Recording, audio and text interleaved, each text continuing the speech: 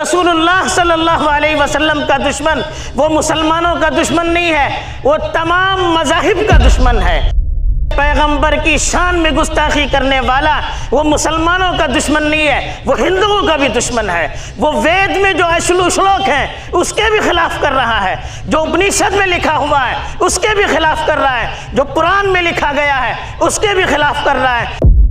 हुकूमत का काम था कि हमारे यहाँ जमा होने से पहले ऐसे शख्स को गिरफ्तार करके कैफरे किरदार तक पहुँचा देती। रहमानुर्रहीम अल्हम्दुलिल्लाहि रब्बिल आलमीन वल आक़िबतु लिल मुत्तक़ीन वस्सलातु वस्सलामु अला सय्यिदिल अंबिया'i वल मुरसलीन ख़ातमिन नबिय्यीन मुहम्मदिन व अला आलिहि व सहबिहि अजमईन अम्मा बअद।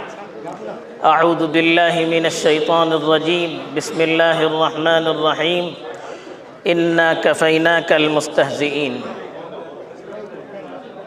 मेरे दीनी और ईमानी भाइयों, बुज़ुर्गों और दोस्तों,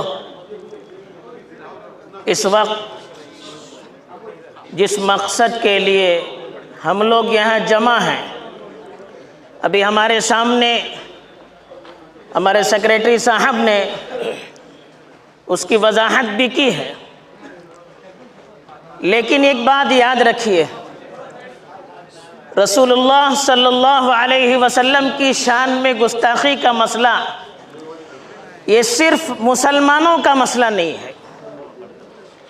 रसूलुल्लाह सल्लल्लाहु अलैहि वसल्लम की शान में गुस्ताखी करने वाला सिर्फ मुसलमानों को तकलीफ़ देने वाला नहीं है, सिर्फ अल्लाह के नबी की शान में गुस्ताखी करने वाला नहीं है, वो तो इंसानियत की शान में गुस्ताखी करने वाला है। वो पूरी इंसानियत का दुश्मन है, तमाम मज़ाहिब का दुश्मन है, वो पूरे मुल्क का दुश्मन है। क्यों? अल्लाह के रसूल सल्लल्लाहु अलैहि वसल्लम की जो तालीम है, उस तालीम में सबसे बड़ा मकाम इंसान को दिया गया है।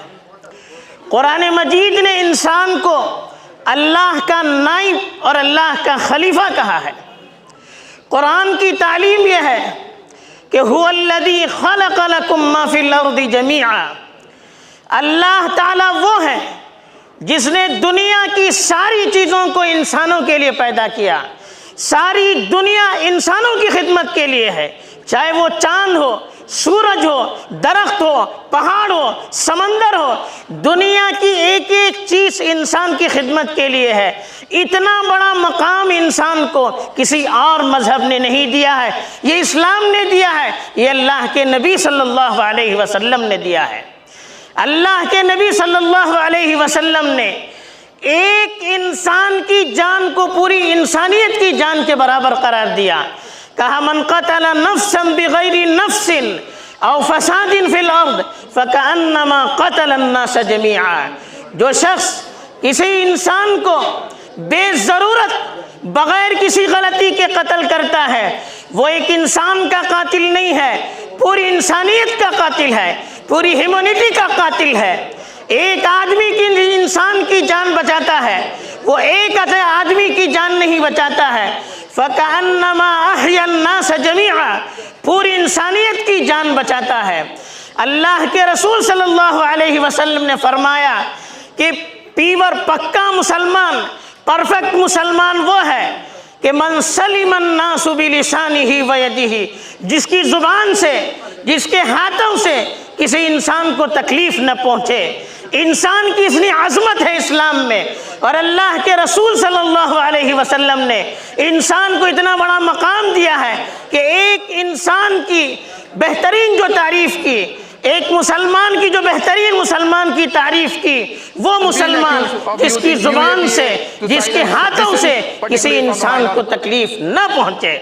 अल्लाह के रसूल सल्लल्लाहु अलैहि वसल्लम का दुनिया पर एहसान है कि अल्लाह के रसूल सल्लल्लाहु अलैहि वसल्लम ने इंसान का वो मकाम बुलंद किया कि ऊंच नीच जो तबक़ाती निज़ाम था, कास्ट निज़ाम था, अल्लाह के रसूल सल्लल्लाहु अलैहि वसल्लम ने तोड़ दिया।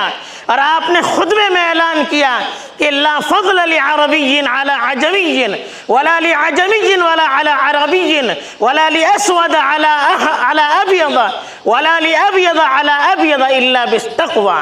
کہا کسی عرب کو کسی غیر عرب پر، کسی غیر عرب کو کسی عرب پر، کسی کالے کو کسی گورے پر، کسی گورے کو کسی کالے پر کوئی فضیلت نہیں ہے. اگر کوئی مقام ہے انسان کا تو اللہ سے کنیکشن کی وجہ سے ہے. تو یہ سارے انسان برابر کہا، کلکم من آدم و آدم من تراب کہا. ساری انسانیت یہ آدم کی اولاد ہے، کوئی بڑے باپ سے کوئی چھوٹے باپ سے نہیں ہے، سب ایک باپ کی اولاد ہیں، سب مٹی سے بنے ہوئے ہیں. اتنا بڑا مقام انسان کو ہمارے اور آپ کے آقا رسول اللہ صلی اللہ علیہ وسلم نے دیا. اب جو ایسے پیغمبر کی جو انسان کو اعلیٰ مقام پر فائز کرنے والا ہے، جو انسان کو سب سے بڑا مقام دینے والا ہے، اس پیغمبر کی شان میں گستاخی کرتا ہے، وہ پیغمبر کی شان میں گستاخی نہیں کرتا، وہ پوری انسانیت کی شان میں گستاخی کرتا ہے. وہ مسلمانوں کا دشمن نہیں ہے، وہ پوری انسانیت کا دشمن ہے، پوری دنیا کا دشمن ہے. تو ایسے شخص کو گرفتار کرنے کا مطالبہ کرنا یہ صرف مسلمانوں کا حق نہیں ہے، پوری انسانیت کا حق ہے. اگر کوئی اس میں پیچھے رہتا ہے تو اس کی انسانیت میں کمی ہے، اس کی عقل میں کمی ہے. تو یہ سب سے پہلی بات ہے. دوسری بات جو ہم نے کہی کہ نبی کا دشمن، رسول اللہ صلی اللہ علیہ وسلم کا دشمن وہ مسلمانوں کا دشمن نہیں ہے، وہ تمام مذاہب کا دشمن ہے. اللہ کے رسول صلی اللہ علیہ وسلم کے بارے میں جتنے بھی دھرم کی کتابیں ہیں، جتنی بھی کتابیں ہیں، چاہے وہ توراہ ہے یا بائبل ہے یا ہمارے ہندوستان کے ہندو مذاہب کی جو دھارمک پستک ہے، وید ہے، اپنشد ہے، قرآن ہے، ان تمام دھارمک پستک میں ہمارے اور آپ کے پروفٹ محمد صلی اللہ علیہ وسلم کے بارے میں لکھا گیا ہے، ان کی تعریف کی گئی ہے، ان کو آخری اوتار بتایا گیا ہے، اللہ کا پیغمبر بتایا گیا ہے. تو جو تمام کتابیں جس کو اچھا کہتی ہیں، تمام دھارمک پستک جس کو پیغمبر کہتی ہے، ایسے پیغمبر کی شان میں گستاخی کرنے والا وہ مسلمانوں کا دشمن نہیں ہے، وہ ہندوؤں کا بھی دشمن ہے.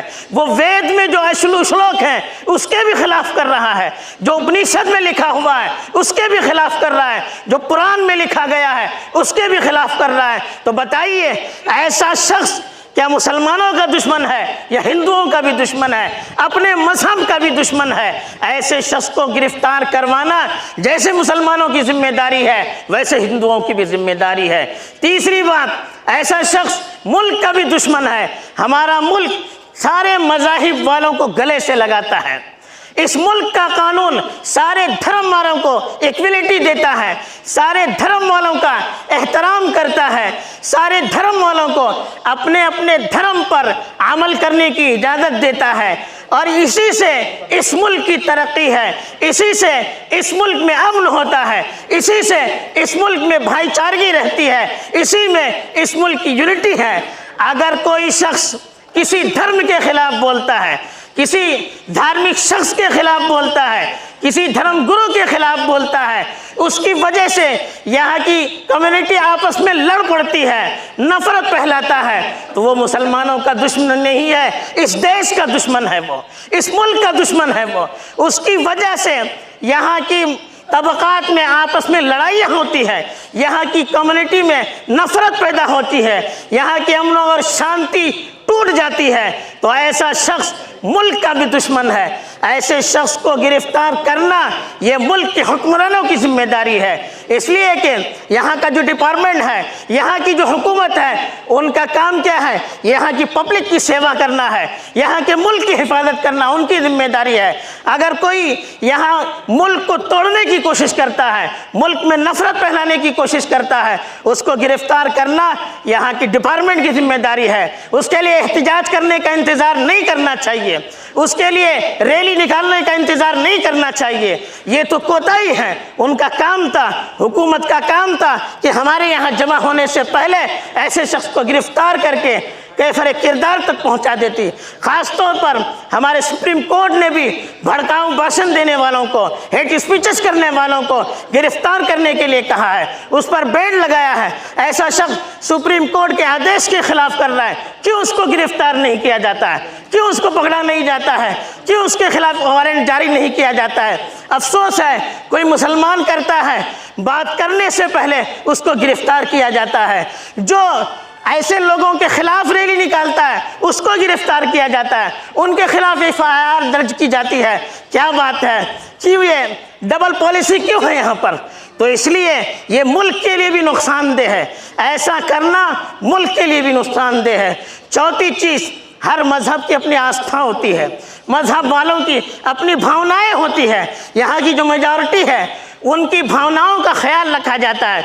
यहाँ की सबसे बड़ी अदालत ने सबसे बड़े हिंदुस्तान का जो मुकदमा था उसका फैसला आस्था की बुनियाद पर किया।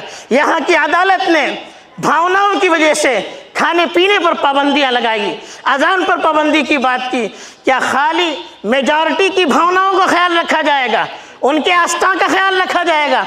माइनॉरिटी की कोई आस्था नहीं है, उनका कोई राइट्स नहीं है, उनकी कोई भावनाएं नहीं है। जैसे मेजॉरिटी को अपनी आस्था के खिलाफ करने पर तकलीफ होती है, उनकी भावनाओं को तकलीफ देने पर तकलीफ होती है, वैसे यहाँ की जो मिनॉरिटी है, यहाँ के जो मुसलमान हैं, यहाँ की जो सिख हैं, यहाँ के जो क्रिश्चियन हैं, उनकी भी अपनी भावनाएं हैं, उनकी भी अपनी आस्थाएं हैं, उनका भी अकीदा है, उनके भी जज्बात हैं। उसके खिलाफ करने पर उनको भी तकलीफ होती है। तो इसलिए सबके साथ इक्वलिटी होनी चाहिए। यहाँ का कानून सबके साथ इक्वलिटी करने की तालीम देता है, हमें सबके साथ इक्वलिटी करनी चाहिए। आखिरी बात मैं अपने मुसलमान भाइयों से कहूँगा कि आप अल्लाह के रसूल की मोहब्बत में यहाँ जमा है, मैं आपको मुबारकबाद देता हूँ। आप अल्लाह के रसूल के लिए जान भी देने के लिए तैयार हैं, मैं आपको मुबारकबाद देता हूँ। लेकिन याद रखिए, अल्लाह के रसूल की सच्ची मोहब्बत ये है कि हमारी ज़िंदगी में अल्लाह के रसूल सल्लल्लाहु अलैहि वसल्लम की तालीम आ जाए, हमारी ज़िंदगी में अल्लाह के रसूल सल्लल्लाहु अलैहि वसल्लम की सुन्नतें आ जाएं, हमारी ज़िंदगी में रसूलुल्लाह सल्लल्लाहु अलैहि वसल्लम हमारे लिए मॉडल और नमूना हो। हम अल्लाह के रसूल की सीरत को पढ़ें, आपकी सुन्नतों से अपनी ज़िंदगी को मुज़य्यन करें और अल्लाह के रसूल की सीरत को पूरी दुनिया में हम फैलाने की कोशिश करें। यही असल जवाब है। एहतिजाज करके ख़त्म हो जाएगा मामला, और यहाँ जो हम लोग पाबंदियाँ कर रहे हैं उसकी भी वक्त ख़त्म हो जाएगा, लेकिन ये मसला बाकी रहेगा। इसका जवाब यही है, हमारी प्रैक्टिकल लाइफ में रसूलुल्लाह सल्लल्लाहु अलैहि वसल्लम हमारे लिए मॉडल हों और हम आपकी तालीम को घर घर तक हमारे नॉन मुस्लिम भाइयों तक पहुँचाने की कोशिश करें। अगर ये करेंगे तो ये अल्लाह के रसूल का जो हम पर हक़ है उसकी ज़िम्मेदारी भी है और आज के वक्त का जवाब भी है। मैं शुक्रिया अदा करता हूँ यहाँ के डिपार्टमेंट का, यहाँ के ज़िम्मेदारों का, तंजीम वालों का कि इतनी अच्छी पीसफुल मजलिस उन्होंने मुनक़िद की है। और मैं रिक्वेस्ट बल्कि गुजारिश करूँगा डिपार्टमेंट वालों से कि आप ये मैसेज को हमारी हुकूमत तक और चीफ जस्टिस तक पहुँचाइए। आपकी ज़िम्मेदारी है, यहाँ की हिफाजत आपकी ज़िम्मेदारी है। आप अपने पावर में रहेंगे, आप किसी एक को सपोर्ट नहीं देकर सबके साथ इक्वलिटी करेंगे, तब ये मुल्क बाकी रहेगा, तब ये इलाका बाकी रहेगा, वरना फिर अल्लाह ही हाफिज़ है। बस इसी बात पर मैं अपनी बात को ख़त्म करता हूँ। व आखिरु दावाना अनिल हम्दुलिल्लाहि रब्बिल आलमीन।